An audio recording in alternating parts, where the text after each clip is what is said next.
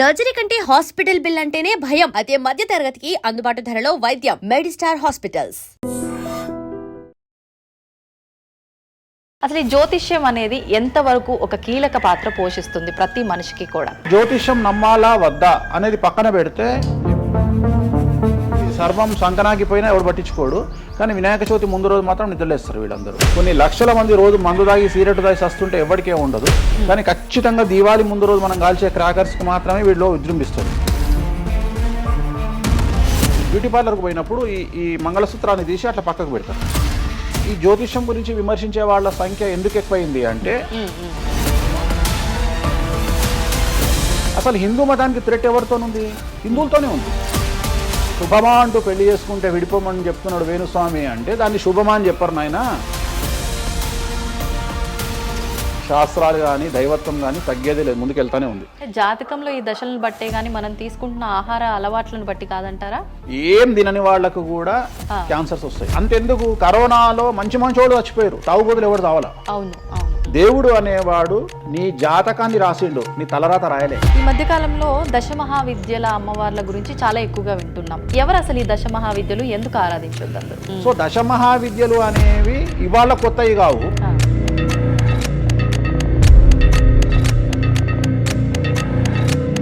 అరుణాచలం ఎవరికి తెలిసి బాలటి వరకు? ఎందుకు అరుణాచలానికి పొలోమంటే వెళ్ళిపోతున్నారు అంటే చాగంటి కోటేశ్వరరావు గారు చెప్పడం వల్ల నీకు అరుణాచలం తెలిసింది. మరి అరుణాచలం విషయంలో ఇదే డిస్కషన్ ఎందుకు వస్తలేదు? దశమహావిద్యలో నాన్ వెజ్ పెడతారు అనగానే ఇక నాన్ వెజ్ ప్రపంచంలో ఎవరు తిననట్టు, అసలు అదేదో తప్పైనట్టు, ఇక లిక్కర్ ఎవరు తాగలేనట్టు. రాముడు క్షత్రియుడు, మాంసం తినలేదా? సురాపానం అంటున్నావు. దేవతలే సురాపానం తీసుకున్నారు, అది మద్యమే. మరి అది దానికి ఏందమ్మా? అవన్నీ పుకార్లు అంటున్నారు. పుకార్లు అదే చెప్తున్నా నేను. సురాపానము నథింగ్ బట్ సారా, ఇప్పసారా. గూగుల్లో కానీ, చాట్ జీపీటీలో కానీ, జెమినీలో కానీ వామాచారం అంటే ఏందో ఓపెన్ చేయండి, దశమహావిద్యలు అంటే ఏందో ఓపెన్ చేయండి. మీకు మీరే తెలుసుకోండి. ఈ సమాజంలో తెలుగు రాష్ట్రాల్లో ఉన్న దొంగలెవరో దొరలెవరో మీరే గుర్తుపట్టండి. ఎవరు అబద్ధాలు చెప్తున్నారో అనే విషయాన్ని తెలుసుకోండి. వేణుస్వామి దొంగ అయితే వేణుస్వామి దగ్గరికి రాకండి. నన్ను 20 నిమిషాలు ఆడుకుందామనే ప్రయత్నం చేసిన నీకు ఇప్పుడు చిన్న ఫినిషింగ్ టచ్ ఇస్తాను. అసలు నువ్వు జనవరి 1కు ముందు నా దగ్గర ఇంటర్వ్యూకి ఎందుకు వచ్చావు? నేను దానికి ఆన్సర్ చెప్తా. కాదు అదే ప్రయత్నం వేణుస్వామి చేసిండు కామాఖ్య విషయం. అమ్మా ఇట్లా వచ్చారా? నమస్కారం, వెల్కమ్ టు ఐ డ్రీమ్. ధర్మ మార్గం విత్ విజిత కార్యక్రమానికి స్వాగతం.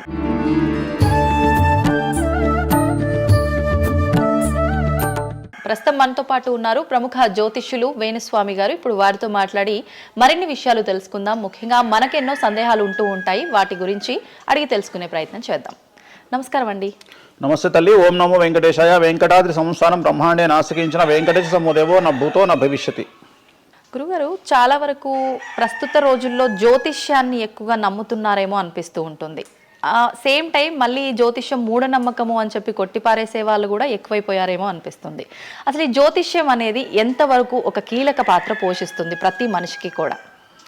సో జ్యోతిషం అనేది నువ్వు చెప్పినట్టుగా ప్రతి మనిషికి ఒక ఫేసు 2 ఫేసులు ఉంటాయి, కానీ కొంతమందికి చాలా ఫేసెస్ ఉంటాయి. ఉదాహరణ వేణుస్వామికి 2 ఫేసులు ఉండొచ్చు. అంటే సామాజికంగా ఒకటి, ప్రైవేట్గా ఒకటి. కానీ సమాజంలో ప్రస్తుతము తెలుగు రాష్ట్రాల్లో ఒక మనిషికి 5 ముఖాలు ఉన్నాయి. అంటే తెలుగు రాష్ట్రాల్లో ఎందుకు చెప్తున్నానంటే, భారతదేశాన్ని మొత్తం కంపేర్ చేసినప్పుడు భారతదేశానికి సంబంధించినటువంటి రాజకీయాలు వేరు, తెలుగు రాష్ట్రాల రాజకీయాలు వేరు. భారతదేశం సోషల్ మీడియా వేరు, తెలుగు రాష్ట్రాల సోషల్ మీడియా వేరు. భారతదేశం న్యూస్ ఛానల్స్ వేరు, తెలుగు రాష్ట్రాల న్యూస్ ఛానల్స్ వేరు. సో ప్రతిదీ తీసుకుంటే తెలుగు రాష్ట్రాలకు సంబంధించి చాలా ప్రత్యేకమైనటువంటి స్టైల్లో మనం ప్రజెంట్ వెళ్తా ఉన్నాము. ప్రత్యేకించి తెలుగు రాష్ట్రాలు ఇంతకుముందు ఒకటే రాష్ట్రానికి పరిమితం అయ్యి ఉండే, అది హైదరాబాద్ కూడా అంటుకుంది. సో 2 రాష్ట్రాలు ఇంచుమించుగా సేమ్ స్టైల్లో వెళ్తున్నాయి. సో జ్యోతిష్యం నమ్మాలా వద్దా అనేది పక్కన పెడితే, ఎప్పుడే కానీ దేని గురించి ఎవరు మాట్లాడినా 2-3 విషయాల గురించి మాట్లాడతారు. ఒకటి ఐడెంటిటీ, ఒకటి బ్రాండు, ఒకటి ప్రత్యేకించి పిఆర్ స్ట్రాటజీ. ఇప్పుడు బ్రాండ్ అనేది వేణుస్వామి అంటే ఒక బ్రాండ్. వేణుస్వామి జ్యోతిషం గురించి మాట్లాడుతున్నాడు అంటే చాలా మంది వెయిట్ చేస్తారు, జరిగిందా జరగలేదని విశ్లేషించుకుంటారు. అదొక పద్ధతి. వేణుస్వామిని విమర్శించే వాళ్ళు ఏం చేస్తారు అంటే, వాళ్ళు ఐడెంటిటీ క్రైసిస్లో ఉంటారు. సో వాళ్ళు వేణుస్వామిని విమర్శించినా లేకపోతే ఒక పెద్ద వ్యక్తిని విమర్శించినా వాళ్లకు దానివల్ల ఐడెంటిటీ వస్తుంది. మామూలుగా వాళ్ళు విమర్శిస్తే ఎవడు పట్టించుకోడు, వేణుస్వామిని విమర్శిస్తే పట్టించుకుంటారు. అలా కాకుండా కొంతమంది ఇది ఏమంటారు హేతువాదులు అనొచ్చు, లేదంటే నాస్తికులు అనొచ్చు, ఇంకోటి అనొచ్చు. సో వీళ్ళందరూ ఏంటంటే ప్రత్యేకించి హిందూ మతానికి సంబంధించిన జ్యోతిష్యం గురించి మాట్లాడతారు, హిందూ మతానికి సంబంధించిన పండుగలు వినాయకుని గురించి మాట్లాడతారు. మొత్తం ప్రపంచమంతా పొల్యూటెడ్ అయ్యి కలుషితమై సర్వం సంకనాగిపోయినా ఎవడు పట్టించుకోడు, కానీ వినాయక చవితి ముందు రోజు మాత్రం నిద్రలేస్తారు వీళ్ళందరూ. అట్లనే అసలు ఈ ప్లాస్టిక్ వల్ల అసలు నూనె ఎట్లా వస్తుంది, ఎందుకంటే 90 రూపాయలకు 1 కిలో నూనె ఎట్లా తింటున్నాం మనము అని ఆలోచించాడు ఎవరు లేడు. కొన్ని లక్షల మంది రోజు మందు తాగి సిగరెట్ తాగి సస్తుంటే ఎవరికే ఉండదు, కానీ ఖచ్చితంగా దీవాళి ముందు రోజు మనం కాల్చే క్రాకర్స్కు మాత్రమే వీళ్ళు విజృంభిస్తాడు. సో ఇవన్నీ కూడా ఐడెంటిటీ క్రైసిస్ అవ్వచ్చు, లేదా పని కట్టుకుని విమర్శించాలి అవ్వచ్చు. మనం ఏం నమ్ముతాము అంటే లెక్కలు నమ్ముతాం. 2002కు పూర్వము 2002 తర్వాత తీసుకుంటే జ్యోతిష్యాన్ని నమ్మేవారి సంఖ్య, హిందూ మతాన్ని నమ్మేవారి సంఖ్య 9% పెరిగింది. సో ఇది వేణుస్వామి సొంత కవిత్వం కాదు, గూగుల్ చేస్తే గూగుల్లో మీకు కనిపిస్తుంది పర్సెంటేజ్ ఎంత పెరిగింది అనేది. సో ఎప్పుడే కానీ గుర్తుంచుకోవాల్సింది ఏంటి అంటే మనము సైంటిఫిక్గా సైన్స్ పరంగా మనం ఎంత ముందుకెళ్తామో మన జెన్జీ జనరేషన్ ఆల్ఫా జనరేషన్లు ఎంత ఫాస్ట్గా వస్తాయో ఎట్ ది సేమ్ టైము దేవుళ్ళ మీద నమ్మకాలు కూడా అదే పరిస్థితులలో ఉంటాయి. కాకపోతే ఇక్కడ ఏంటి అంటే ఒకటి ఎక్స్ప్రెసివ్ అవ్వచ్చు, ఎక్స్ప్రెసివ్ కాకపోవచ్చు. ఎందుకు పెరిగాయి అంటారు ఈ పర్సంటేజ్ మీరు అన్నట్లుగా? అంటే ఖచ్చితంగా కష్టాల ప్రాబ్లం. అంటే ఇక్కడ కష్టాల కంటే కూడా కాంపిటీషన్ అని చెప్తాను నేను. సో ఇప్పుడు ఏమైపోయింది అంటే విపరీతమైనటువంటి కాంపిటీషన్లోకి నెట్టబడ్డాం మనం అందరము కూడా. అంటే ఏమైపోయింది అంటే ఒక 1990కి పూర్వము మనం సంపాదించుకునే సొమ్మంతా కూడా దాచిపెట్టుకొని ఆ డబ్బును దాచుకొని మన కుటుంబాలు తింటాయి, మన పిల్లలు తింటాయి అనే ఆలోచన ఉండేది.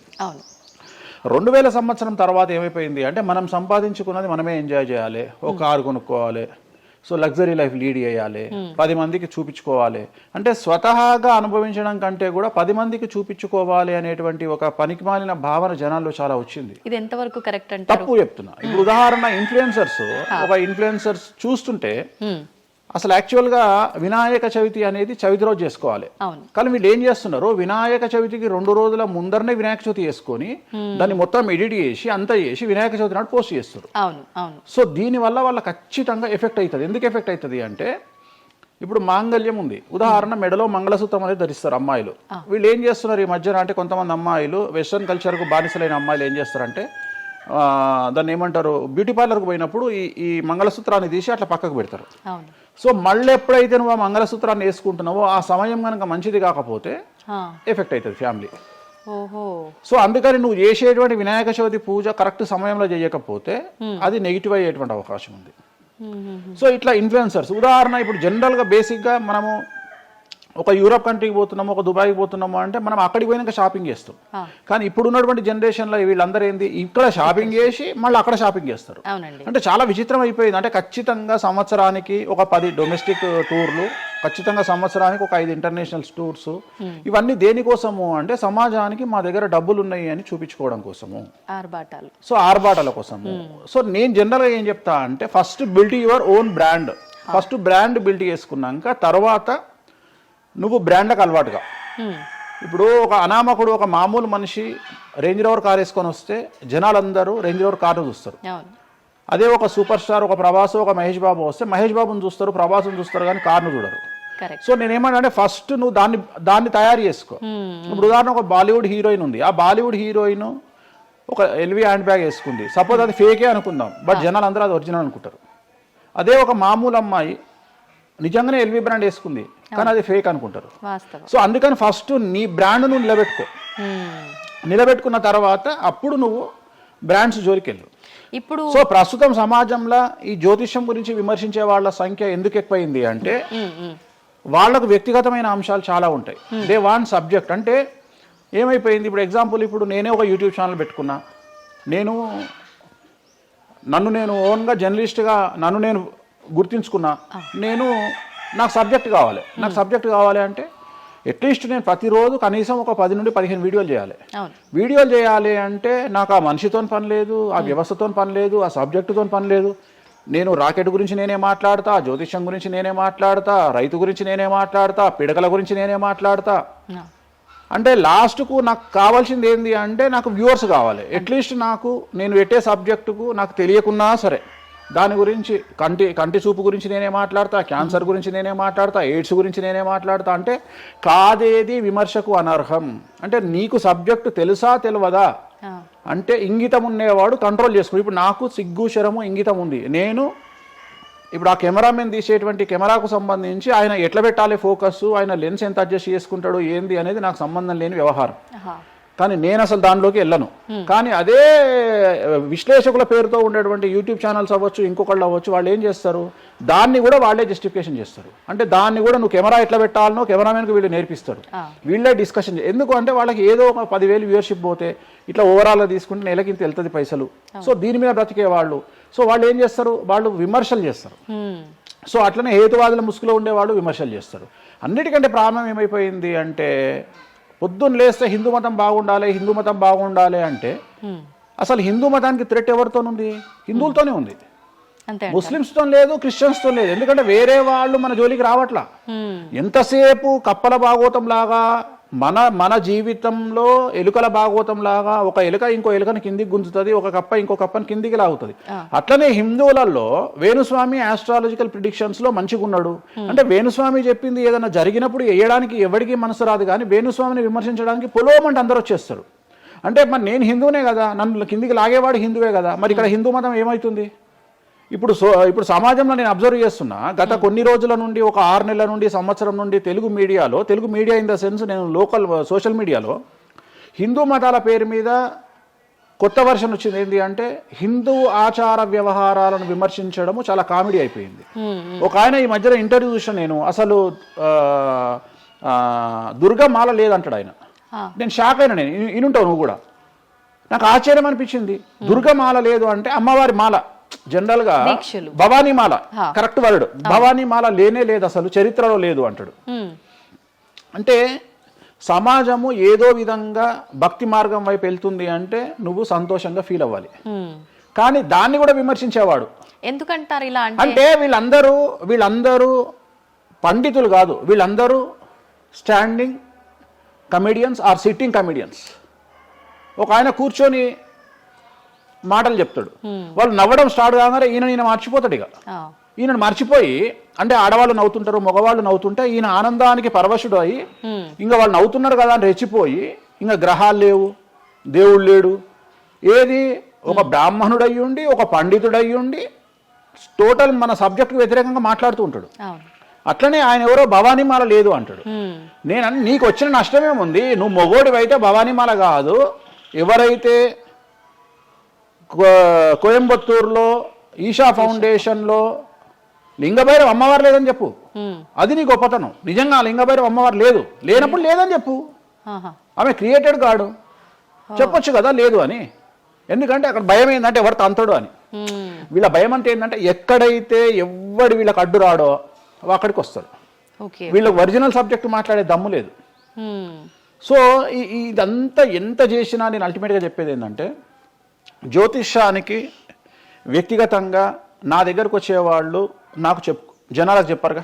ఇప్పుడు నేను ఒక మాట చెప్తా, ఇప్పుడు సీక్రెట్ మెయింటైన్ చేయాలనుకుంటారు ప్రతి ఒక్కడు, ప్రైవసీ మెయింటైన్ చేయాలనుకుంటారు. మామూలుగా హాస్పిటల్కి పోతేనే ఇవాళ ప్రైవసీ మెయింటైన్ చేయాలనుకుంటున్నారు. అది అట్లీస్ట్ తలకాయనొప్పికి పోయినా వాళ్ళు దే వాంట్ ప్రైవసీ. అంటే కారు డైరెక్ట్గా B1కి వెళ్ళిపోతుంది, పైకి వెళ్ళిపోతారు, డాక్టర్ని కలుస్తారు, వస్తారు. అట్లాంటిది వేణుస్వామి దగ్గరకు వచ్చి నేను ఎందుకు చెప్పాలనుకుంటున్నా, లేదంటే నేను ప్రజలకి చెప్పాలనుకుంటున్నా అనుకోరు కదా. ఎవరో ఒకళ్ళు వేణుస్వామి దగ్గరికి వెళ్ళినప్పుడు, కొన్నిసార్లు కొన్ని వీడియోలు తీసినప్పుడు 100 మందిలో ఒక వీడియో తీసినప్పుడు ఆ వీడియో పోస్ట్ చేస్తాము, దానివల్ల నా దగ్గరకు వచ్చినట్టు తెలుస్తుంది. కానీ 99% నా దగ్గరకు వచ్చినట్టు తెలియదు. నా దగ్గరికే కాదు, జ్యోతిషం అనేది ఎక్స్ట్రీమ్గా జనాల్లోకి వెళ్తున్నది. ఎట్ ది సేమ్ టైం భక్తి అనేది జనాల్లోకి వెళ్తున్నది. దాన్ని భయం అంటమా భక్తి అంటమా పక్కన పెడితే ఈరోజు జనాలు ముక్కోటి కానీ ఇతరత్ర పండుగలు కానీ జనవరి 1 కానీ జనాలు విపరీతంగా దేవాలయాల్లో ఉంటున్నారు. అంటే జనాలకు దేవుడి మీద కానీ శాస్త్రాల మీద కానీ వచ్చినటువంటి నమ్మకము, ఈ నమ్మకాన్ని ఎవరో ఒకళ్ళు వచ్చి టీవీలో కూర్చొని చెప్పినంత మాత్రాన పోదు. సో ఇది జనాల్లోకి విపరీతంగా వెళ్తానే ఉంటుంది. జనాలు ఎప్పుడే కానీ ఎంత వెస్టర్న్ కల్చర్కి వెళ్ళినా నమ్మకము అనేది ఒకటి ఉంటుంది. మనల్ని నమ్మించేది, మనల్ని బ్రతికించేది నమ్మకము. ఈ నమ్మకం లేకపోతే మనకు జీవితం లేదు. సో ఈ జ్యోతిష్యము అనేది అంధకార బంధురంలో ఉండేటువంటి ఒక వ్యక్తిని బయటకు తీసుకురావడానికి, జరగబోయే నష్టాన్ని చెప్పడానికి మాత్రమే పనికి వచ్చేటువంటి శాస్త్రము. అంతేగాని నువ్వు 50 ఏళ్లకు నరుకుతావు, 40 ఏళ్లకు కారు కొంటావు, ఈ సొల్లు పురాణం చెప్పాల్సిన పని లేదు. జరగబోయేటువంటి నష్టాన్ని గనక చెప్పగలిగితే జ్యోతిష్యము దాన్ని సరి చేసుకోవడంతో పాటు మానసికంగా స్ట్రాంగ్ అవ్వడానికి ఆ వ్యక్తికి చాలా చాలా చాలా ఉపయోగపడుతుంది. భార్యాభర్తలు తన్నుకొని చస్తారు, విడిపోతారు అని చెప్పడంలో ఉద్దేశము మీరు విడిపోండి అని కాదు. భార్యాభర్తల్లో అట్లీస్ట్ జనరేషన్ బట్టి ఈ రోజు భర్త అనేవాడు కాంప్రమైజ్ అయ్యి భార్య తిట్టినా పడి ఉంటాడు అని ఇక్కడ ఉద్దేశము. అంటే ఒకప్పుడు భార్యకు భర్తకు పెళ్లికి కనీసం 10 సంవత్సరాల గ్యాప్ ఉండేది. ఎందుకు అంటే భార్య అనే అమ్మాయి చిన్నపిల్లగా ఉంటే భర్త అనేవాడు ఒక కూతుర్ని చూసుకుంటాడు అనే ఉద్దేశంతో ఆ పెళ్లిళ్ళు చేసేవాళ్ళు. ఇవాళ ఏం చేస్తున్నారు, ఇద్దరికి 6 నెలలు తేడా ఉండదు. సో ఇద్దరు టెంపర్మెంట్ లో వెళ్తారు, ఇద్దరు గొడవలు పడతారు. సో ఈ కండిషన్ లో వాళ్ళిద్దరు విడిపోయేటువంటి తత్వం వైపు వెళ్తారు. కాబట్టి మొదలే మీ జాతకాలు బాగాలేవు, మీకు విడిపోయే అవకాశం ఉంది అంటే మిమ్మల్ని విడిపోమని చెప్పడం కాదు. ఇక్కడ మీరు జాగ్రత్తగా ఉండండి, కాంప్రమైజ్ కండి, ఈగోస్ పక్కన పెట్టండి, మీ పొసెసివ్నెస్ను పక్కన పెట్టండి. సో ఆర్థికపరమైనటువంటి అంశాల్లో క్యాలిక్యులేటెడ్గా ఉండండి, తన్నుకొని చావకండి, విడిపోకండి అని మొదలే వాళ్ళని హెచ్చరించడం అనేటువంటిది దీంట్లో భాగము. కానీ ఇవాళ ఏమంటున్నారు, శుభమా అంటూ పెళ్లి చేసుకుంటే విడిపోమని చెప్తున్నాడు వేణుస్వామి అంటే దాన్ని శుభమా అని చెప్పరు నాయన. ప్రతి ఒక్కళ్ళకి అదే చెప్తున్నారు. ఆ మాతకు వస్తే మీరు పొద్దున్న లేస్తే 100 పెళ్లిలలో 80 పెళ్లిళ్ళు డివోర్స్ అవుతున్నాయి. మరి దీని మీద మీరే కదా డిబేట్ పెడతారు. సో ఇదంతా ఏంటంటే ఒక వ్యక్తిని విమర్శించాలనుకున్నప్పుడు వాళ్ళు ఏదైనా తీసుకురావచ్చు. దాన్ని రామ అంటే దాన్ని చిన్న పదాలు మారిస్తే ఆ రామ అనేది ఒక బ్యాడ్ వర్డ్ అవుతుంది. సో దాన్ని ఎట్లంటే చేసుకొని పోవచ్చు. కానీ ప్రస్తుతం దేశ కాలమాన పరిస్థితులలో జ్యోతిష్యం కానీ, శాస్త్రాలు కానీ, దైవత్వం కానీ తగ్గేదే లేదు, ముందుకెళ్తానే ఉంది. ఇప్పుడు ఒక మనిషి జననం దగ్గర నుంచి చనిపోయే వరకు జాతకం అనేది కొన్ని సందర్భాల్లో మాత్రమే చూడాలి అని చెప్పి ఒకప్పటి కాలంలో చెప్పేవారట. కానీ ఇప్పుడు మాత్రం పుట్టిన దగ్గర నుంచి ఎప్పుడు ఏ చిన్న సమస్య వచ్చినా జాతకం చూపించుకోవడము, అసలు ఇది మన సాంప్రదాయంలో లేనే లేదు అంటున్నారు. ఇది ఎంతవరకు వాస్తవం? నేను లాస్ట్ ఇయర్ ఒక హీరోకు ఒక బిడ్డ పుడితే నేను చెప్పినప్పుడు చాలా మంది మేధావులు వచ్చి నన్ను విమర్శించారు. చిన్న పాపకు జాతకం చెప్తారా ఎవడన్నా అని.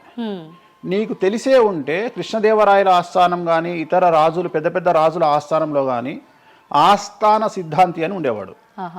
వాళ్ళు ఏం చేసేవాళ్ళు అంటే రాణికి కూతురు పుట్టిన, కొడుకు పుట్టిన వాళ్ళు వచ్చి మొత్తం లైఫ్కు సంబంధించిన జాతకాన్ని రాసేవాళ్ళు. పుట్టడంతోనే అసలు పుట్టిన రోజే రాసేవాళ్ళు. వీళ్ళు ఏమైతారు, ఈయన జీవితంలో ఏమైతాడు, దొంగ అవుతాడా, మంచోడు అవుతాడా, రాజు అవుతాడా, లంగ అవుతాడా, క్రికెటర్ అవుతాడా అంటే ఆ దేశకాలమాన ప్రశ్న బట్టి అప్పుడు. సో దాన్ని ఇప్పుడు కన్వర్షన్ చేసుకుంటే ఇప్పుడు మేము రాసే జాతకంలో ఇప్పుడు వీడు ఇంజనీర్ అవుతాడా, డాక్టర్ అవుతాడా, ఎంటర్ప్రెన్యూర్ అవుతాడా, ఉద్యోగస్తుడు అవుతాడా. సో ఇవన్నీ అంచనా వేగ. ఒక మనిషి పుట్టినప్పటి నుండి లగ్నాన్ని బేస్ చేసుకొని 1వ నెంబరు అంటే లగ్నము నుండి 12వ నెంబరు అంటే వ్యయము, 1 నుండి 12 గడులను కనుక తీసుకొని రాస్తే ఆ మనిషి ఎప్పుడు పుట్టి ఏమేం చేస్తాడు, ఎప్పుడు చనిపోతాడు అనేది వెరీ క్లియర్గా మెన్షన్ చేయవచ్చు. సో ప్రతి రోజు జాతకాన్ని వేసుకోవచ్చు, ప్రతి నెల జాతకాన్ని వేసుకోవచ్చు. గోచారము, గ్రహచారము అని 2 ఉంటాయి. గోచారము అంటే ప్రస్తుతం జరిగేటువంటి గ్రహాల యొక్క గమనం ఏ విధంగా ఉంది అని తెలియజేసేది గోచారము. గ్రహచారము అంటే పుట్టినప్పుడు దాన్ని బేస్ చేసుకొని రాసేది గ్రహచారము. జనరల్ గా తెలుగు రాష్ట్రాల్లో చాంద్రమానాన్ని మాత్రమే బేస్ చేసుకొని జాతకాలు రాస్తారు. కానీ వేణుస్వామి ఒక్కడే చాంద్రమానము, సౌరమానము, బార్హస్పత్యమానము అనే 3 విభాగాలను బేస్ చేసుకొని జాతకాలు రాస్తాడు. చాంద్రమానము అంటే చంద్రుడిని బేస్ చేసుకొని రోజున్నర పాటు చంద్రుడు ఒక రాశిలో ఉండేదాన్ని చాంద్రమానము అంటారు. ఇది మన దక్షిణ భారతదేశంలో వాడతాము. సౌరమానము అంటే సూర్యుడు, రవి ఒక నెలలో ఒక రాశిలో ఉంటాడు, దాన్నే మనం సౌరమానము అంటాము. అలాగే బార్హస్పత్యమానము అంటే బృహస్పతిమానము, సంవత్సరం పాటు గురువు ఒక రాశిలో ఉండేదాన్ని బార్హస్పత్యమానము అంటాము. మనము పుట్టినప్పటి నుండి కనీసము నాకు తెలిసి గత 1000 సంవత్సరాలు లేనటువంటి చరిత్ర ఈ సంవత్సరము 2026లో మనం చూడబోతా ఉన్నాము. గురువు ఒకే సమయములో 6 నెలల్లో 3 రాశుల్లోకి ప్రవేశిస్తా ఉన్నాడు. అంటే జనరల్ అర్థం కాదు, అసలు మనం ఎప్పుడు చూడలే. అందుకనే ఈ సంవత్సరం చాలా పెను సంచలనాలు ఉంటాయి. 2026లో గురువు మిథునం, కర్కాటకం, సింహం 3 రాశుల్లోకి వచ్చి మళ్ళీ రివర్స్ వస్తున్నాడు కర్కాటకానికి. సో చాలా విచిత్రమైనటువంటి ఒక గమనాన్నిగా మనం చూడాల్సి వస్తుంది. ఇది చాలా పెను సంచలనము. పెను సంచలనాలకు అంటే సృష్టిలోనే ఒక విచిత్రమైనటువంటి అనుభూతిని మనం పొందబోతా ఉన్నాము, మంచి చెడులు పక్కన పెడితే. సో ఇలాంటి పరిస్థితి నుండి జాతకాలను విశ్లేషించడము ఇవన్నీ కూడా నడుస్తాయి. ఇప్పుడు కొన్నిసార్లు మనిషి కొన్ని సందర్భాల్లో ఇబ్బంది వచ్చినప్పుడు నా తలరా తింటే భగవంతుడు ఇంకా రాసేశాడు, నేనేం మార్చలేను అంటుంటారు. కొన్నిసార్లు భగవంతుడిని పక్కన పెట్టి, తలరాతను పక్కన పెట్టి మనం గట్టిగా ఒకటి అనుకుంటే అయిపోతుంది అని అంటూ ఉంటారు. మీరు ముందుగానే ఒక శిశువు జననం అయినప్పుడే వాళ్ళ మొత్తం లైఫ్కి సంబంధించిన జాతకం ఇవ్వగలుగుతాము అన్నారు. మరి ఇప్పుడు మధ్యలో ఇప్పుడు చెప్తున్న వాళ్ళ విధానాలను బట్టి మనం అనుకుంటే అయిపోతుంది, ఏదైనా మనం ప్రయత్నం చేస్తే మారుతుంది, భగవంతుడు దాన్ని మార్చేస్తాడు కొన్ని ప్రయత్నాల వల్ల అంటారు. ఈ రెండిట్లో అసలు దేన్ని నమ్మాలంటారు? ఇప్పుడు భగవంతుడు రాసినాడు, మన జాతకము మారదు, మన తలరాత మారదు అని అనుకుంటే అలాంటి వాళ్ళందరినీ మనం చేయాల్సింది ఏంటంటే, వాళ్ళకి ఎవరికైనా హార్ట్ అటాక్ రాగానే వాళ్ళని అట్లనే బెడ్ మీద కూర్చోబెట్టి ఎదురుగా ఫోటో పెట్టి దేవుని మొక్కుమని చెప్పాలి. హాస్పిటల్కి ఎవరిని పంపించొద్దు. ఎందుకంటే తలరాత కదా, భగవంతుడు రాసేసిండు కదా. మరి ఎందుకు మరి అనవసరంగా అంబులెన్స్కి ఫోన్ చేయడము, హాస్పిటల్కి వెళ్ళడం ఎందుకు? పనిలేని పని కదా. అంటే నీ ప్రయత్నము, హార్ట్ అటాక్ వచ్చినా కానీ నిన్ను తీసుకుపోయి హాస్పిటల్లో అడ్మిట్ చేస్తున్నారు. సో హాస్పిటల్లో నిన్ను టైంకు తీసుకుపోవాలా వద్దా అని డిసైడ్ చేసేది జాతకం. నువ్వు బతుకుతావా బ్రతకవా అని డిసైడ్ చేసేది జాతకం. ఇక్కడ నేను తోపు నేను తురుము అని అనుకుంటే నడవదు. నేను తోపు నేను తురుము అనుకోవద్దు.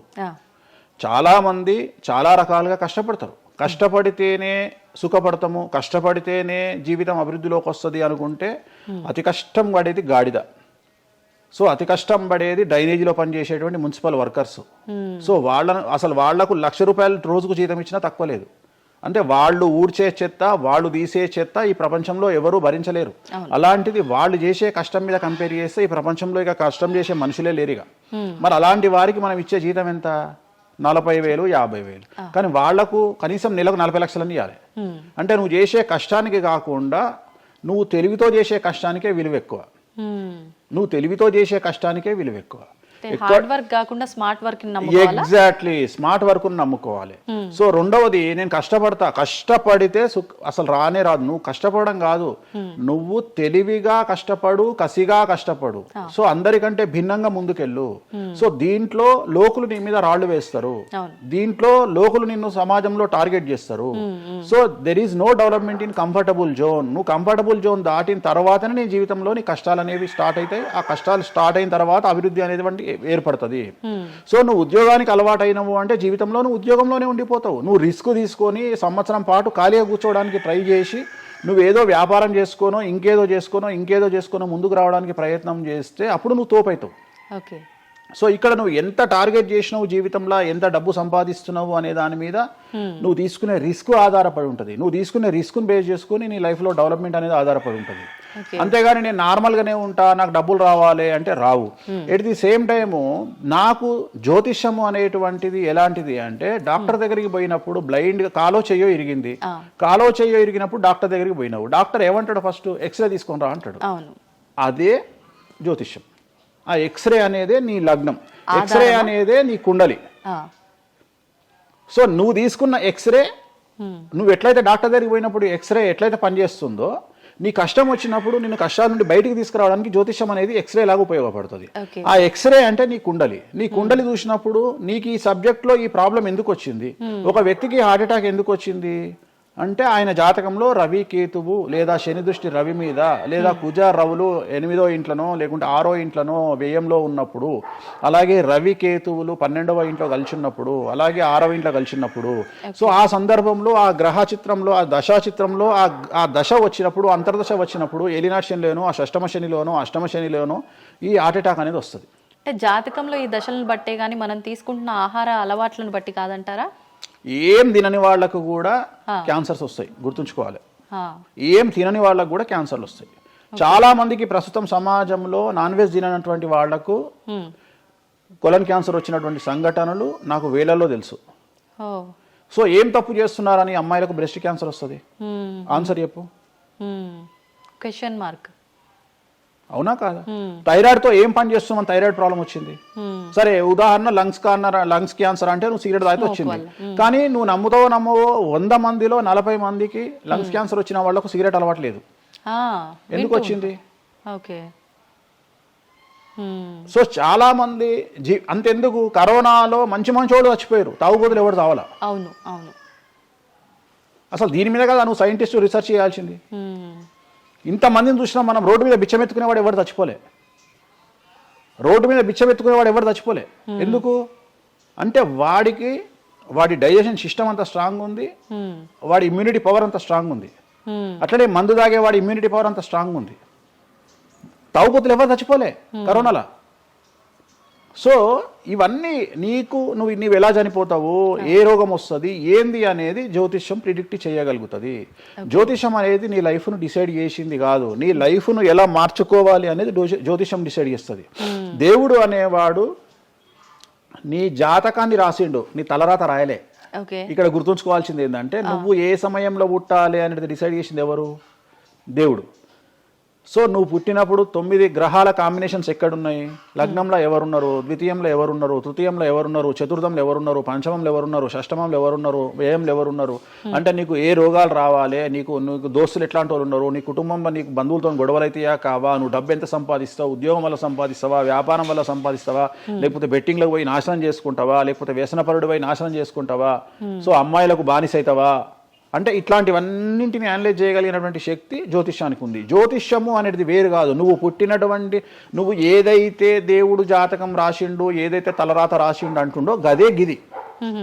అంటే పుట్టిన టైముని, ప్లేస్ని అన్నిటిని బట్టే ఈ ప్రిడిక్షన్. ఒక మనిషి పుట్టిన సమయాన్ని బేస్ చేసుకొని ఇప్పుడు నువ్వు మాట్లాడుతున్న దేవుడు రాసిన తలరాతనే జాతకం.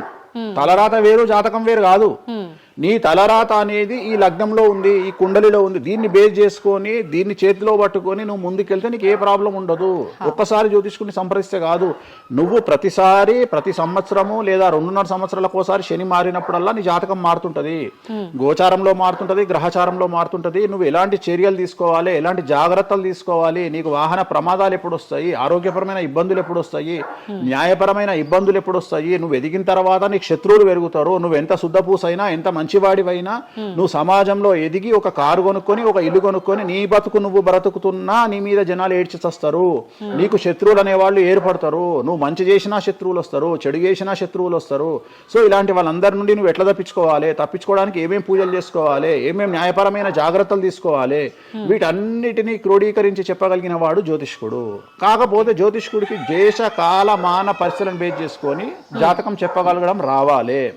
ఎందుకంటే జ్యోతిష్యంలో ఉదాహరణ రవి, కుజ, కేతువు కలిసి ఉన్నప్పుడు సుఖవ్యాధి వస్తుంది. సో సుఖవ్యాధి అని మాత్రమే జ్యోతిష్యం చెప్పింది మాకు. అంతేగాని నీకు సిఫిలిస్, గనేరియా, ఎయిడ్స్, HIV అని చెప్పి రాయలే మాకు. అక్కడ రాసింది ఏం రాసిండు, నీకు సుఖవ్యాధి వస్తుంది. కాకపోతే దేశకాలమాన పరిస్థితులను బట్టి ఏ వ్యాధులు వస్తున్నాయో దాన్ని అంచనా వేయగలిగిన శక్తి జ్యోతిష్కుడికి ఉండాలి. ఇప్పుడు కూడా నువ్వు ఇంజనీరింగ్ చేస్తున్నావు అంటే ఇంజనీరింగ్ ఇంకో 2 ఏళ్ళు అయితే పోతుంది. సో కొత్త ఏదో వస్తుంది, స్టడీస్ వస్తాయి. సో మనం మారుతూ ఉండాలి, మనం అప్డేట్ అవుతా ఉండాలి. ఎట్లయితే టెక్నాలజీ కోసము, ఎట్లయితే కెమెరా విషయంలో, ఎట్లయితే మైక్ల విషయంలో అప్డేట్ అవుతున్నామో మేము కూడా జ్యోతిష్యం విషయంలో అప్డేట్ కావాలి. కానీ మమ్మల్ని అప్డేట్ అవ్వడానికి ఎవరు మాకు భుజం తట్టేవాళ్ళు కానీ, వెన్ను తట్టేవాళ్ళు కానీ, మమ్మల్ని ఎంకరేజ్ చేసేవాడు కానీ ఉండడు. ఎంతసేపు మా మీద దాడి చేద్దామని చూసేవాడే ఉంటాడు. మేము ఏదైనా విశ్లేషించి కొత్తది చెప్పుదాము అనేటువంటి ప్రయోగం చేయంగానే ఆటోమేటిక్గా రాకెట్ ఫెయిల్ అయితేనేమో సింపతి చూపిస్తారు, మేము చెప్పింది ఫెయిల్ కాగానే దాడి చేస్తారు. సెఫాలజిస్టుల పేరుతోని ప్రతి సంవత్సరము కనీసం ఒక 20-30 మంది ఫెయిల్ అయితేనే ఉంటారు ఎన్నికలలో. వాళ్ళ జోలికి ఎవడు పోడు. కానీ మేము ఎవడన్నా పుసుక్కున ఎక్కడన్నా ఎన్నికలు గెలువయ్యి అని చెప్పగానే మా మీద దాడి చేసే వాళ్ళు ఎక్కువ ఉంటారు. సో మాకు కూడా ఎంకరేజ్మెంట్ చేస్తే మేము సైన్స్ను ఎప్పుడో పండబెట్టగలిగిన శక్తి మాకు ఉన్నది, జ్యోతిష్కులకు లేక కాదు. కాకపోతే మమ్మల్ని ఎవడు వెన్నుదడతాడు, మా గురించి ఎవడు మాట్లాడతాడు, మా గురించి మెచ్చుకునేది పర్సనల్గా వ్యక్తిగతమైనటువంటి టర్మినాలజీలో మాతో మాట్లాడేవాళ్ళు మెచ్చుకుంటారు తప్ప సమాజం మమ్మల్ని చూసే దృష్టి వేరు. ఎంతసేపు మా దాంట్లోనే మాకుండదు. మా దాంట్లో యాచకా శత్రువు అంటే బిచ్చపోరు శత్రువు అని మా దాంట్లో మాకే తన్నులాట. కామాఖ్యకు పోయి బలుడిచ్చి పూజలు చేసుకునేటువంటి జ్యోతిష్కుడు హైదరాబాద్కు వచ్చి అక్కడ బలులే లేవని చెప్తాడు ఒక జ్యోతిష్కుడు. సో ఇట్లా ఎందుకు చెప్తున్నారు అంటే వాళ్ళ కర్మ, మనం ఏం చేయలేము. సో ఓవరాల్గా జ్యోతిష్యం అనేది ఏదైనా చరిత్ర సృష్టించగలుగుతుంది. జ్యోతిష్యము అంటే మనిషి యొక్క తలరాతనే జ్యోతిష్యం. ఇప్పుడు మీరు చెప్పిన దాన్ని బట్టి అంతా మనం పుట్టిన టైము ప్లేస్ని బట్టే డిసైడ్ అవుతుంది ఈ ప్రిడిక్షన్ అంతా. అంటే న్యాచురల్గా బర్త్ జరిగితే ఓకే, కానీ ఇప్పుడు అన్ని ముహూర్తాలు పెట్టుకొని టైము అన్ని చూసి చేస్తున్నారు కదా, మరి ఇటువంటి వారికి జాతకం ప్రిడిక్షన్ కరెక్ట్ ఉంటుందా? ఆ ముహూర్తం పెట్టాలి అనేటువంటి టైమింగ్ కూడా ఆయన డిసైడ్ చేస్తాడు దేవుడే. ప్రతిదీ మనం తోపులం అనుకుంటాం, నేను ఓన్గా ఆలోచిస్తున్నా అనుకుంటాడు. ఓకే, అది ఆల్రెడీ డిసైడెడే. నీ మనసులో ఆ భావం రావడానికి, నీ మనసులో ఆ ముహూర్తం పెట్టించుకోవాలి అని అనుకోవడానికి కర్త కర్మక్రియనే భగవంతుడు. మరి ఇది పెళ్లిళ్ళ విషయంలో ఎందుకు వర్తించదు? పెట్టుడు ముహూర్తాల్లో పెళ్లిళ్ళు వద్దు, అదంతా సఖ్యతతో ఉండరు భార్యాభర్తలు అంటారు కదా. అసలు ముహూర్తం మంచిదైతే ఎందుకు విడిపోతున్నారు అని ఇప్పుడు కొంతమంది మేధావులు అడుగుతారు. ఫస్ట్ నేను చెప్పే పాయింట్ ఏంటంటే, నీ జాతకాలే కలవకపోతే నువ్వు ఎంత మంచి ముహూర్తంలో చేసుకుంటే ఉంది. నీ జాతకాలు బాగుంటే, మీ జాతకాలు కలిస్తే నువ్వు అష్టమి నాడు పెళ్లి చేసుకున్నా, అమావాస్య నాడు పెళ్లి చేసుకున్నా ఏమీ కాదు. రైట్. సో నేను మాట్లాడే విషయం ఏంటంటే, నీ అబ్బాయి అమ్మాయి జాతకాలు బాగా కుదిరినప్పుడు వాళ్ళ లైఫ్ ఎక్కడో ఉంటుంది. చాలా మంది there is calculated love, calculated relation. అమ్మాయి ఏమనుకుంటుంది, నేను నెలకు 1,50,000 సంపాదిస్తున్నా, నాకు ఖచ్చితంగా 2 లక్షలు సంపాదించే అబ్బాయి కావాలి అనుకుంటుంది. కానీ నన్ను జీవితంలో బాగా చూసుకునే అబ్బాయి కావాలి, నేను కాంప్రమైజ్ అవుతా, నీకు 1,00,000 వస్తుందా, నేను 1,50,000 సంపాదిస్తా, ఇద్దరం కలిసి 2.5 లక్షలతో బతుకుతాము అని ఏ అమ్మాయి అనుకోదు. సో ప్రతి ఒక్కడి క్యాలిక్యులేషన్ ఇదే. అలాగే అబ్బాయి ఏమనుకుంటాడు, నాకు 2 లక్షలు వస్తుంది కానీ నాకు చాలా అందమైన అమ్మాయి కావాలి అనుకుంటాడు. సో ఇక్కడ ఉన్న డిమాండ్కు తగ్గట్టు సప్లై లేదాడు.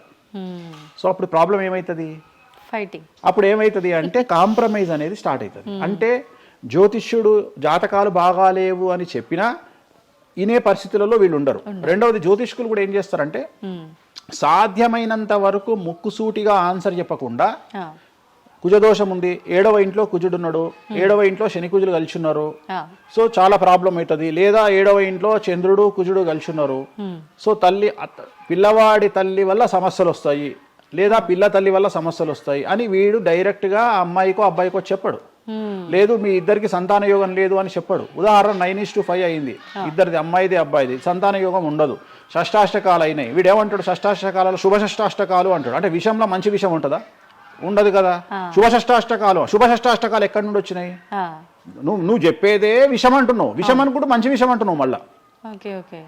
సో మంచి విషయం ఎక్కడ నుండి ఉంటుంది, ఉండదు. విషయం వేసుకుంటే చస్తాడు. అట్లనే షష్టాష్టకాలు అంటే ప్రాబ్లం స్టార్ట్ అవుతుంది. అట్లనే 9:5 ఏకనాడి, వర్ణదోషము, యోని దోషము, ఇట్లా చాలా రకాల దోషాలు ఉంటాయి. సో ఈ దోషాలను ఏం చేస్తారంటే, ఈ దోషాలను ఎదుటి వ్యక్తికి నిజాయితీగా చెప్పడం మానేసి సాధ్యమైనంత వరకు వీళ్ళు పెళ్లి చేసుకోవాలి అనే ఇంటెన్షనల్ గా పాజిటివ్ వేలో వెళ్తాడు. రెండవది ఏంటంటే, ఆల్రెడీ వీళ్ళు ఏం చేస్తారు, మేమిద్దరం ఫిక్స్ అయినాము, మేము పెళ్లి చేసుకుంటాము అని డిసైడ్ చేసుకొని వస్తారు అక్కడికి. అప్పుడు వాడు ఇవన్నీ చెప్పి వాళ్ళ మనసును విరగొడతాడా, విరగొట్టాడు. జనరల్గా ప్రపంచంలో ఏ అమ్మాయి తండ్రి కానీ ఏ అబ్బాయి తండ్రి కానీ తన బిడ్డనో తన కూతురో తన అల్లుడో నాశనం కావాలి అని కోరుకోరు. కానీ చెప్పగలిగినటువంటి పరిస్థితుల్లో ఎవరు ఉండాలి, జ్యోతిష్కుడు ఉండాలి. సో అది నేను చేస్తున్న ప్రస్తుతం కలియుగంలో. వేరే వాళ్ళు ఎవరు చేయట్లేదు ఆ విధంగా. ఎందుకంటే రేపొద్దున కలిసి ఉండకపోతే 2 కుటుంబాలు బాధపడతాయి, సమాజంలో చెడ్డ పేరు వస్తుంది, వీళ్ళ లైఫ్ స్పాయిల్ అయిపోతుంది. సో అందుకని నేను చాలా జాగ్రత్తగా మొదలే డిసైడ్ చేసి, నీకు ఈ ప్రాబ్లం ఉందిరా బాబు, నువ్వు జాతకాలు నీకు కలవలేదు, వివాహం చేసుకోకు అని చెప్తా. వీళ్ళ జాతకాలు బాగా లేకున్నా తీసుకుపోయి మంచి ముహూర్తం చూసుకొని పెళ్లి చేసుకుంటే ఆ ముహూర్తం వీళ్లను సఫలీకృతులను చెయ్యదు. నీ జాతకం బాగుండాలి. అట్లనే నువ్వు ఏ టైంలో పుట్టాలనో డిసైడ్ చేసుకున్నా అని నువ్వు అనుకొని సిజేరియన్ పెట్టుకుంటావు. కానీ ఆ టైంలో నువ్వు నక్షత్రమే చూస్తావేమో కానీ 6వ ఇంట్లో ఉండే గ్రహాలు 12వ ఇంట్లో గ్రహాలు డిసైడ్ చేయగలిగింది భగవంతుడు. ఆ టైంలో ఒకవేళ వ్యయస్థానంలో గ్రహాలున్నా 6వ స్థానంలో గ్రహాలున్నా జాతకం అంతా కింద మీద అవుతుంది. ఒకవేళ కుజుడు ఉండే స్థానాన్ని బట్టి, చంద్రుడు బుధుడు ఉండే స్థానాన్ని బట్టి జాతకాలు కరెక్ట్గా డిసైడ్ చేయకపోతే ఆటిజంతో మగపిల్లలు పుడతారు. సో ఇన్ని సమస్యలు ఉంటాయి. సో చాలా ఈజీగా సిజేరియన్ ఆపరేషన్ చేసుకోగానే పిల్లలు మంచిగా పుడతారు అని కాదు అక్కడ. ఎందుకంటే నువ్వు పిల్లలు మంచిగా పుట్టాలి లేదు అనేది డిసైడ్ చేయడానికి it will take 3 to 4 hours. కానీ 3 to 4 minutes లో జ్యోతిష్కుడు డిసైడ్ చేస్తాడు. అది తప్పు. ఈ మధ్యకాలంలో దశమహావిద్యల అమ్మవార్ల గురించి చాలా ఎక్కువగా వింటున్నాం. రాబోతున్న సినిమాలు, ఆల్రెడీ వచ్చిన సినిమాలు కూడా వారికి సంబంధించిన సినిమాలు ఎక్కువగా రావడం జరుగుతోంది. అంటే కొత్తగా, అంటే ఎవరైనా మనిషి కొత్తగా వస్తే మాట్లాడుకోవడం వరకు ఓకే, కానీ భగవంతుల గురించి కొత్తగా మన అందరిలోకి రావటము, వాళ్ళ గురించి మాట్లాడుకోవటము, మళ్ళీ అంటే భగవంతుడు అంటేనే అందరికీ అందుబాటులో ఉండి వాళ్ళకున్న కష్టాల నుంచి గట్టెక్కించడానికి ఆరాధించే వాళ్ళుగా మనం భావిస్తాము. మరి వాళ్ళని అందరూ ఆరాధించొద్దని రకరకాల విధానాలన్నీ చెప్తూ ఉన్నారు. ఎవరు అసలు ఈ దశమహావిద్యలు, ఎందుకు ఆరాధించొద్దు అందరూ? నేను 1991 ఐ థింక్ ఘరానా మొగుడు అనే సినిమా ఓపెనింగ్ చేయడానికి విశాఖపట్నం వెళ్ళాను నేను. ఆ సినిమా ముహూర్తం నేనే పెట్టిన. ఇక్కడ చిరంజీవి గారి సినిమా, రాఘవేంద్రరావు గారిది విశాఖపట్నంలో అయ్యింది. బంగారు కోడిపెట్ట అనే సాంగ్ తోని ఆ సినిమా స్టార్ట్ అయింది. అది ముహూర్తం చేసిన నేను విశాఖపట్నంలో. అప్పుడు నేను అక్కడనే పక్కనే ఉన్నటువంటి శ్రీకాకుళం అనేటువంటి ఒక ప్రాంతానికి వెళ్ళిన. నేను మాట్లాడేది 1991. అప్పుడు వాళ్ళకి ఎన్టీ రామారావు అంటే ఎవరో తెలియదు. హైదరాబాద్లో ఎన్టీ రామారావు ఉంటాడు అంటే వాళ్ళ ఆశ్చర్యానికి అంతులు లేవు. అంటే ఎన్టీ రామారావు అనే వ్యక్తిని మీరు చూసిరా, మీకు తెలుసా అంటే వాళ్ళంతా, అంటే ఆ రోజు ఉన్నటువంటి డెవలప్మెంట్, ఆ రోజున్న ఫ్లైట్లు, ఆ రోజున్న వ్యవస్థను బట్టి వాళ్ళు ఎక్కడనో కుగ్రామంలో ఉండేటువంటి మనుషులు. సో వాళ్లకు ఎన్టీఆర్ అంటే హైదరాబాద్ అంటే తెలియదు. మీరు ఇప్పటికీ కూడా శ్రీకాకుళం ఆ ఏరియాకి వెళ్ళి హైదరాబాద్ మీరు జీవితంలో వచ్చిరని అడగండి, 190 మందికి హైదరాబాద్ అంటే ఏందో తెలియదు. ఓకే, సో అట్లనే భారతదేశంలో ఇప్పుడు మన తెలుగు రాష్ట్రాల్లో పుట్టిన చాలా మంది దగ్గరికి వెళ్ళి ఢిల్లీ ఎలా ఉంటుంది అని అడిగితే మీకు తెలియదు, ముంబై ఎలా ఉంటుంది అని అడిగితే మీకు తెలియదు. మాకు తెలియదు కాబట్టి ప్రపంచం గింతే బాయిలకప్ప అనుకోవద్దు. సో దశమహావిద్యలు అనేవి ఇవాళ కొత్తవి కావు. ఎలాగైతే లింగాకారంలో శివుణ్ణి పూజిస్తున్నామో, శివుడి భార్య అయినటువంటి సతీదేవిని అదే యోని రూపంలో పూజిస్తున్నాము. అయిపోయింది, చెరిసగం మంచుకురు ప్రపంచాన్ని. నీకు ఇవాళ తెలిసింది వేణుస్వామి చెప్తే. వేణుస్వామి ఎంక్వైరీ చేయడం అలవాటు, వేణుస్వామికి ఎక్స్ప్లోర్ చేయడం అలవాటు కాబట్టి తిరిగి వచ్చి నీకు ఇవాళ చెప్తే నీకు అర్థమైంది. నువ్వు అంత మాట మాట్లాడుతున్నావు. అరుణాచలం ఎవరికి తెలిసి ఇవ్వాలటి వరకు? ఎందుకు అరుణాచలానికి పొలోమంటే వెళ్ళిపోతున్నారు అంటే చాగంటి కోటేశ్వరరావు గారు చెప్పడం వల్ల నీకు అరుణాచలం తెలిసింది. మరి అరుణాచలం విషయంలో ఇదే డిస్కషన్ ఎందుకు వస్తలేదు? అరుణాచలం అనేది నిన్న మొన్నటి దానికి తెలియదు కదా జనాలకు. ఇవాళ గిరి ప్రదక్షిణలు చేస్తూనే ఉన్నారు కదా మీరు అందరు పోయి. అంటే ఎవరో ఒకళ్ళు ఒక సబ్జెక్టు గురించి మాట్లాడేటువంటి పరిస్థితుల్లోకి రావాలి. ఆ ఫ్రీడమ్ మనం ఇవ్వాలి. సో అరుణాచలం గురించి చాగంటి గారు ఎలా మాట్లాడినారో, దశమహావిద్యల గురించి వేణుస్వామి గత 5 సంవత్సరాల నుండి ఫైటింగ్ చేస్తూ ఈ స్టేజ్కి తీసుకొచ్చిండు. దశమహావిద్యల గురించి మాట్లాడడంలో చాలా ఇబ్బందులు ఉంటాయి. ఎందుకంటే చాలా మంది దొంగ పనులు చాటుకు చేయాలనుకుంటారు కానీ పబ్లిక్ లో చేయాలనుకోరు. సో అలాంటి దాన్ని సైలెన్స్ బ్రేక్ చేసినటువంటి వ్యక్తి వేణుస్వామి. దానివల్ల వేణుస్వామి చాలా సఫర్ అయ్యిండు, సామాజికంగా సఫర్ అయ్యిండు, పండితులతో సఫర్ అయ్యిండు, మీడియా వల్ల సఫర్ అయ్యిండు, చాలా మందితో సఫర్ అయ్యిండు దశమహావిద్యల గురించి మాట్లాడడం వల్ల. అంటే ఎందుకు మరి మీరు ఇంత సఫర్ అవుతున్నప్పుడు ఎందుకు? నా ఇష్టం అది. అంటే సమాజంలో ఉన్నప్పుడు ఇష్టం, మన ఇష్టం. నేనేం తప్పు మాట్లాడతలేను కదా. ఇప్పుడు నేననే పాయింట్ ఏంటంటే అల్ట్రాసెట్ అని ఒక టాబ్లెట్ ఉంటుంది. ఆ టాబ్లెట్ లో గంజాయి ఉంటుంది. సో మనం వాడే చాలా టాబ్లెట్లలో గంజాయి ఉంటుంది. మనం వాడే చాలా టాబ్లెట్లలో కొన్ని క్యాన్సర్ ఔషధాలలో పాము విషం ఉంటుంది. దాని గురించి మనం మాట్లాడుకోం. సో మనం దేని గురించి మాట్లాడుకుంటాము అంటే ఏదైనా కొత్తది వచ్చినప్పుడు, వేణుస్వామి లాంటి వాడు వచ్చినప్పుడు మాట్లాడుకుంటాడు. ఇప్పుడు చాలా మంది, కొంతమంది నాకు తెలిసిన వాళ్ళు షుగర్ అంటే ఇప్పటికి కూడా చెప్పుకోరు. భారతదేశంలో షుగర్ వస్తే చెప్పుకోరు షుగర్ వచ్చిందని. అంతెందుకు ఇవాళ గురించి సరోగసి గురించి ఇప్పటికీ మన దేశంలో మాట్లాడుకోరు. ఇప్పటికి కూడా చాలా మంది సెలబ్రిటీలు సరోగసితోని పిల్లల్ని గంటూ అబద్ధాలు చెప్పుకుంటారు, మేము కడుపుతోనున్నామని. అట్లనే అబద్ధాలు చెప్పుకుంటారు, అట్లనే శ్రీమంతాలు చేసుకుంటారు. కానీ వాళ్ళంతా సరోగేట్ మదర్సు. కానీ వాళ్ళు జనాలకు తెలియదు. ఎందుకంటే పొద్దున్న లేచి డోర్ కొట్టి నువ్వు కడుపుతో ఉన్నావా లేదా అని బెదిరిస్తాడు. ఎవడన్నా బెదిరించాడు కదా. నువ్వు ఒక నిజమైన ప్రెగ్నెంట్ను పిలిచి అమ్మ 9 నెలలకు నీ బాడీ లాంగ్వేజ్ ఏందో అడుగు. డెలివరీ అయిన తర్వాత 40 రోజులు నీకు సుక్కలు ఎట్లా కనిపిస్తాయో అడుగు. మొన్న నాకు బాగా క్లోజ్ అయినటువంటి ఒక ఆమె 21 కొడుకు పుట్టిండండి వేణుస్వామి గారు, 21కి రండి అని పిలిచింది. 21కి పోయినా. 5వ అంతస్తులు ఉంది వాళ్ళ ఇల్లు.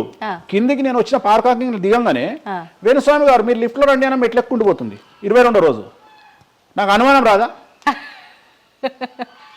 వస్తుంది. నేను కూడా అడగానికి పుట్టిన కదా, నేను కూడా ఒక అమ్మ కొడుకునే కదా. నాకు తెలుసు మదర్ కి ఇబ్బందులన్నీ అసలు ఉండవు. సరో ఈమె కనదు కదమ్మా. ఇప్పుడు ఎవరో అంటారు, మీరు అది గెస్ చేశారు. గెజ్ చేయడం ఏంది, 2 మెట్లు ఎక్కాలంటేనే బాడీ లాంగ్వేజ్ తెలిసిపోతుంది కదా. అవును.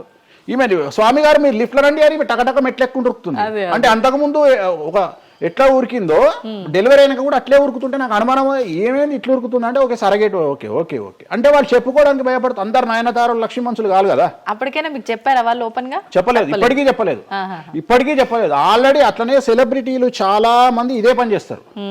సో ఇలాంటివి మాట్లాడుకోవాలి అంటే సమాజం యాక్సెప్ట్ చేయదు. కానీ వేణుస్వామి వచ్చి దశమహావిద్యలో నాన్ వెజ్ పెడతారు అనగానే ఇక నాన్ వెజ్ ప్రపంచంలో ఎవరు తిననట్టు, ఇక నాన్ వెజ్ ఇక అసలు అదేదో తప్పైనట్టు, ఇక లిక్కర్ ఎవరు తాగలేనట్టు. మళ్ళీ చూస్తే తెలంగాణలో హైయెస్ట్ లిక్కర్ సేల్స్ భారతదేశం మొత్తంలో తెలంగాణదే ఉంటుంది, ఆంధ్రప్రదేశ్దే ఉంటుంది. మనం బతికే 2 రాష్ట్రాలు బతికేదే లిక్కర్ మీద బతుకుతాయి. కానీ మళ్ళీ మనకు ఎక్కడ లేని బాధ, వేణుస్వామి మాట్లాడితే నిజాయితీగా మాట్లాడిండు కాబట్టి వేణుస్వామి తప్పు చేస్తుండు, వేణుస్వామి ఆడ మందావుతుండడా. సార్ కరోనా వరకు తినకూడని కమ్యూనిటీలు ఏవి కూడా, అంటే నాన్ వెజ్ ముట్టుకోని కమ్యూనిటీలు కూడా డాక్టరు చికెన్ తినురి మటన్ తినురి అనగానే ఒక్కొక్కడు మార్కెట్లో లేనంత మటన్ చికెన్ తిన్నారు. కమ్యూనిటీల గురించి నేను మాట్లాడా. అప్పటిదాకా మేము తినము అన్నోడు కూడా తినడం స్టార్ట్ చేసిర్రు. అంటే నువ్వు డాక్టర్ చెప్తే మళ్ళీ డాక్టర్ చెప్పాడు కాబట్టి తింటున్నామండి, లేకుంటే తినేవాళ్ళం కాదు. తిన్నావా లేదా? సో తప్పే ఉంది. అసలు మద్య మాంసాదులు లేని దేవతల గురించి మాట్లాడుకుందాం. ఎక్కడున్నారు దేవతలు? అసలు మద్య మాంసాదులు లేని దేవతలేరి? రాముడు క్షత్రియుడు, మాంసం తినలేదా? సురాపానం అంటున్నావు, దేవతలే సురాపానం తీసుకున్నారు. అది మద్యమే మరి అది దానికి ఏంటమ్మా? ఇప్పుడు ఎన్నో యాగాలు చేస్తారు, అవన్నీ పుకార్లు అంటున్నారు. అదే చెప్తున్నా నేను నీకు. సురాపానము అని ఎక్కడ పెట్టిరు? అమృతము అని ఎక్కడ పెట్టి? సురాపానము నథింగ్ బట్ సారా, ఇప్పసారా. అంటే అప్పుడు ఇన్ని రకాల మందులు లేవు కాబట్టి, స్కాచ్లు ఓడకాలు వైన్లు లేవు కాబట్టి అప్పుడు మనకు ఒకటే ఏంది? సురాపానం అంటే సారా అంటే ఇప్పసారా, ఇప్ప పూల నుండి తీసినటువంటి సారా. అంతే, అది కూడా అంతే. మళ్ళా రోజులు పెరుగుతున్న కొద్ది టేస్ట్ మారుతుంది. సో ఇవాళ వేణుస్వామి వచ్చి మాట్లాడంగానే ఇక ఎక్కడ లేనటువంటి, అంటే ఏం లేదు. నేను అనేది ఏంటంటే టార్గెట్ చేయడానికి ఏదో ఒకటి కావాలి. ఇప్పుడు నువ్వు దశమహావిద్యల గురించి తెలుసుకోవాలి అంటే నువ్వు కామాఖ్య పోవాలి అంటే అప్ అండ్ డౌన్ 30,000 అవుతుంది. ఫ్లైట్ టికెట్, ట్రైన్లో పోలేవు. ఈ 30,000 రూపాయలు ఖర్చు పెట్టి నువ్వు అక్కడికి పోయి అక్కడ ఏం జరుగుతుంది అని తెలుసుకుని వచ్చిన తర్వాత వేణుస్వామి మీద నీకు క్లారిటీ వస్తుంది. సో ఒకవేళ నమ్మినోడు నమ్ముతాడు, నమ్మనోడు నమ్మడు. I don't care. నేనేంటంటే నేను తీసుకున్నటువంటి టార్గెట్ ప్రకారం వెళ్తున్నా, నేను చెప్పాలనుకున్నా. కానీ ఆల్మోస్ట్ ఆల్ తెలుగు స్టేట్స్లో 70-80% జనాలకు వామాచారం అంటే ఏందో తెలుసు, దశమహావిద్యలు అంటే ఏందో తెలుసు, దశమహావిద్యలో దేంతో పూజ చేస్తారో తెలుసు, అన్నీ తెలుసు. ఇంకొకటి ఏమైపోయిందంటే మీడియాలో నా గురించి రావడం వల్ల వేణుస్వామి వామాచారంలో స్పెషలిస్టు అనే విషయాన్ని నేను పబ్లిసిటీ చేసుకోకుండానే జనాల్లోకి వెళ్ళిపోయింది. సో ఎవరైతే వామాచారంతో పూజలు చేయాలనుకుంటారో ఆటోమేటిక్గా వాళ్ళే నా దగ్గరకు వస్తున్నారు. స్వామి, ఎందుకంటే ఇప్పుడు క్యాన్సర్కు పలానా దగ్గర మందిస్తారు అని నువ్వు నెగిటివ్గా ప్రమోట్ చేసావు అనుకో, జనాలు అక్కడికే పోతారు. అట్లనే వేణుస్వామి వామాచారంలో పూజలు చేస్తారట, వామాచారం కావాల్సిన వాళ్ళు నా దగ్గరికే వస్తారు డైరెక్ట్. సో ఈజీగా నన్ను రూట్ చేసి ఈయన దగ్గరికి వెళ్ళండి అని చెప్పినట్టు అయిపోయింది. అందుకని నాకు ఫ్రీ పబ్లిసిటీ వల్ల ఇంకా నేను ఉన్నదానికంటే ఇంకొక 100% బిజీ అయినా. అంటే ఏమవుతుంది? ఎందుకంటే అమ్మవారు కదా డిసైడ్ చేసేది. నేనేమనుకుంటా అంటే అమ్మవారు డిసైడ్ చేస్తుంది, అమ్మవారే డిసైడ్ చేస్తుంది. ఇప్పుడు నేను ఏదైనా హిందూ మతానికి, హిందూ శాస్త్రానికి, వామాచార విధానానికి, తంత్ర మార్గానికి, అమ్మవార్లకు వ్యతిరేకంగా నేను ఏం చేసినా అమ్మవారు నన్ను సర్వనాశనం చేస్తుంది. ఒకవేళ నా జోలికి వస్తే అమ్మవారు చూసుకుంటుంది, వాళ్ళ సంగతి నాకు అనవసరం. ఇప్పుడు మీరు అన్నారు అంటే ఈ దశమహావిద్యల్లో అమ్మవార్లకి మద్యము ఇవన్నీ పంచమకారాలన్నీ కూడా కామన్, అది అందరికీ తెలిసిందే అని.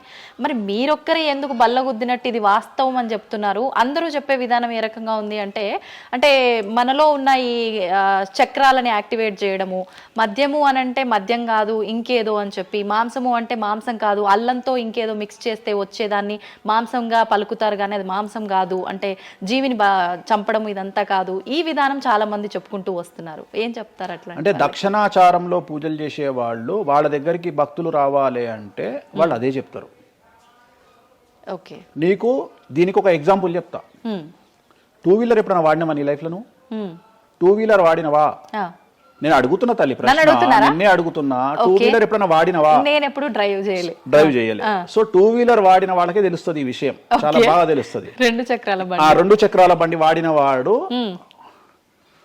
కార్పొరేటర్ దాంట్లో ఆ పెట్రోల్లో చెత్త వస్తుంది. చెత్త వచ్చినప్పుడు బండి స్టార్ట్ కాదు. స్టార్ట్ కాకపోతే మనం కొట్టి మెకానిక్ దగ్గర తీసుకుపోయి మెకానిక్ దగ్గర పెడతాం బండి. ఏ మెకానిక్ కూడా మన ముందు కిక్కు కొట్టాడు. బండి ఫస్ట్ మనం ఆపగానే వాడికి చేసేది ఫస్ట్ అది ఇప్పుతాడు మొత్తం. ఎందుకంటే వాడికి తెలుసు ఒకవేళ పుసుక్కున స్టార్ట్ అయితే వీడు నాకు పైసలు ఇయ్యాడు. అందుకని ఏం చేస్తాడంటే దాన్ని కిక్కు కొట్టకుండా మొత్తం డప్పనిప్పి కార్పొరేటర్ క్లీన్ చేసి పైపు తీసి మొత్తం పెట్రోల్ ఇట్లా చూసి అంతా పెట్టి చేసినాక ఒక కిక్కు కొట్టగానే కుయ్యి అని స్టార్ట్ అవుతుంది. 50 రూపాయలు ఇస్తారంటాడు. రైట్, అయిపోయింది. రెండవది, నువ్వు ఆంజనేయ స్వామి గుడిలో పనిచేసే పంతుల దగ్గరికి పో, జ్యోతిష్యం చెప్పించుకో. దోష నివారణ నీకు ఏం చెప్తాడంటే హనుమంతుడికి సింధూరము అంటాడు. అవును. నవగ్రహ గుడిల పంతుల దగ్గరికి పో, గ్రహాల పూజలు చెప్తారు. నవగ్రహాలకు అభిషేకము అంటాడు, తైలాభిషేకము అంటాడు. అంటే నువ్వు ఎవరి దగ్గరికి పోతే వాడి దగ్గర లేని దాన్ని వాడు అడ్వైజ్ చేయడు. లాజిక్ అర్థమైందా? వాడి దగ్గర లేని దానికి వాడు అడ్వైజ్ చేయడు. దశమహావిద్యల గురించి కానీ వామాచారం గురించి కానీ చేయగలిగిన తోపు తురుము సౌత్ ఇండియాలో వేణుస్వామి ఒక్కడే. బుద్ధి లేనివాడు ఎవడన్నా నువ్వు పోతే పండితుని దగ్గరికి పోతే నాకు చేత కాదండి, నేను ఎదవనండి, అక్కడ వేణుస్వామి గారు ఉన్నారండి అని ఎవడన్నా పంపిస్తాడా నిన్ను?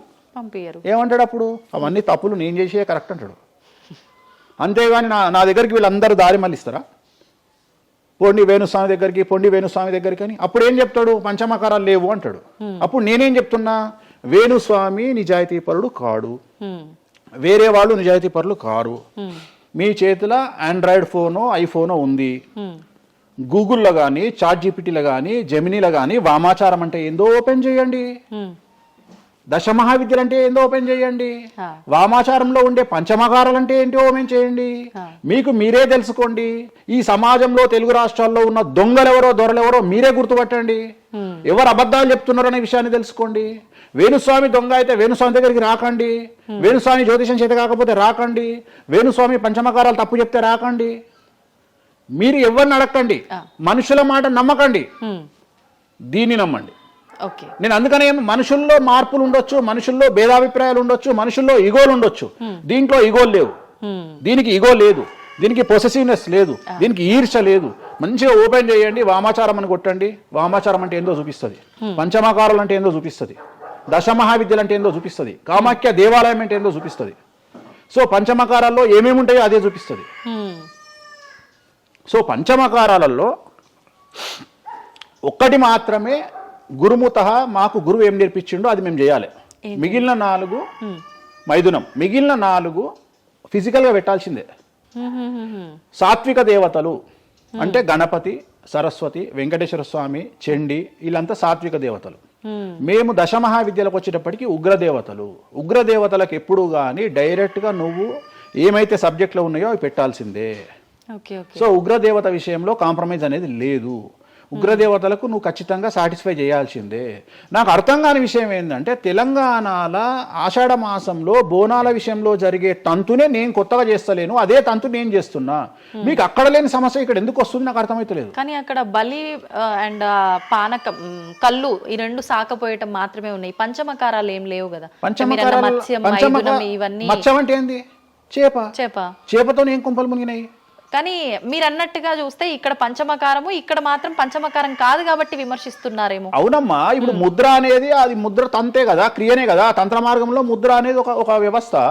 మత్స్యము అంటే చేపనే కదా. నువ్వు కొత్తగా పెట్టేది ఏముందాడా? మటను, మద్యము, మత్స్యము, ఇంకొకటి ఎక్కువ వస్తుంది నీకు, అంతే అంతే కదా నువ్వు పెట్టేది. కానీ అది కూడా ప్రాంతాన్ని బట్టి చేయాల్సిన విధానము. దాన్ని తీసుకొచ్చి ఇక్కడ మాట్లాడేది ఏంది, ఎందుకు మాట్లాడాలి అని అంటున్నారు కదా. సో ఇప్పుడు ఒక ప్రాంతానికే దేవత పరిమితం అయితే అట్లా అని కాదు, కొంతమంది ప్రాంతానికి పరిమితమై ఉంటారు, కొంతమంది గ్రామానికి పరిమితమై ఉంటారు, అలా ఉంటూ ఉంటారు కదా. మరి అక్కడ కామాఖ్య దగ్గరే చేయాలి, కామాఖ్య దగ్గరే మాట్లాడాలి, ఆ పూజలు తీసుకొచ్చి ఇక్కడ చేయడం ఇక్కడ నేనేం చేయలేదే అనే వాళ్ళు ఉన్నారు. అవునమ్మా, అదే చెప్తున్నా. వాళ్ళు ఎందుకు అంటున్నారు అంటే వాళ్ళకి పుట్టబోతుంది కదా, వాళ్ళ కూడు దగ్గర నోటి దగ్గర కూడిపోతుంది కదా, మస్తుగా మాట్లాడతారు. ఇది ఏమైతుంది? నేను ఒక లాజిక్ చెప్తా. ఇప్పుడు నీకు ఒక షాపు నడుస్తుంది, బుక్ స్టాల్ అంటే, ఎదురుగా ఇంకో బుక్ స్టాల్ పెట్టినప్పుడు ఆటోమేటిక్గా వీడు దెబ్బతింటాడు. నేను ఒక కొత్త మార్గం ఎంచుకున్నా, ఈ కొత్త మార్గం ఎంచుకోవడానికి దమ్ము ధైర్యం కావాలి. నా వేలో నేను వెళ్తున్నా. నన్ను విమర్శించడానికి చాలా మంది వస్తారు. కారణం ఏంటి అంటే వేణుస్వామి ఒక్కడే, వేణుస్వామి ఒక్కడే. కానీ 99 మంది పాజిటివ్ దక్షిణాచారంలో వెళ్తే వేణుస్వామి ఒకడే వామాచారంలో వెళ్తున్నాడు. వీళ్ళకి నేను అందరికీ కాంపిటీటర్గా వీళ్ళు భావిస్తున్నారు. నేనేమంటున్నా అంటే సార్ నీకు నేను కాంపిటీటరే కాదు, నీకు నేను కాంపిటీటరే కాదు. ఎందుకంటే మీరందరూ సౌందర్య మన ఆమె పేరు ఇంకో సాయి ఒక ఏమో హీరోయిన్ పేరు ఏదో ఉంటుంది కదా, సాయి పల్లవి. సో మీరంతా సాయి పల్లవి సౌందర్య టైపు, నేను సన్నీ లియోన్ టైపు. నన్ను వదిలేయండి, నేను సన్నీ లియోన్ టైపు, నన్ను వదిలేయండి. నాకు మీకు కాంపిటీషన్ లేదు, నేను బికినీ మీద తిరుగుతా, నేను అన్ని వదిలేసుకున్నా. నా మొలదారం కూడా తీసి పక్కకు పెట్టిన. అంటే నాకు బట్టలు ఇప్పే అవకాశం మీకు ఇయ్యట్లా, మొత్తం ఇప్పేసుకున్నా నేను ఆల్రెడీ. మీరు ఇప్పుదామంటే ఏం లేవు నా దగ్గర చివరికి నా అండర్వేర్తో సహా నా మొలదారంతో సహా ఇప్పుకున్నా, ఇంకేం లేవు మీరు ఇప్పడానికి. సో మీ పని మీరు చేసుకోండి, మీరు సాత్విక దేవతలను ఆరాధించుకోండి, మీరు ఏం చేసుకోండి. వీళ్ళదంతా ఏ కాన్సెప్ట్ అంటే సువర్ణ పుష్పార్థం అక్షదాం సమర్పయామి అంటే సువర్ణ పుష్పం అనుకొని అక్షతలేనైనా మీరు అదే బ్యాచ్. మంద అనుకొని మటన్ అయినా, మాంసం అనుకొని మటన్ అయినా, మంద అనుకొని స్కాచ్ పోయినైనా నాది ఆ బ్యాచ్. నా బ్యాచ్ నాదే. నేను జెన్యూన్గా ఏం కావాలనో అమ్మవారికి అదే ఇస్తా. చాలామంది శాస్త్రంలో వారాహి అమ్మవారికి ఎరుపు రంగు అన్నము నైవేద్యంగా పెట్టమని చెప్పారు.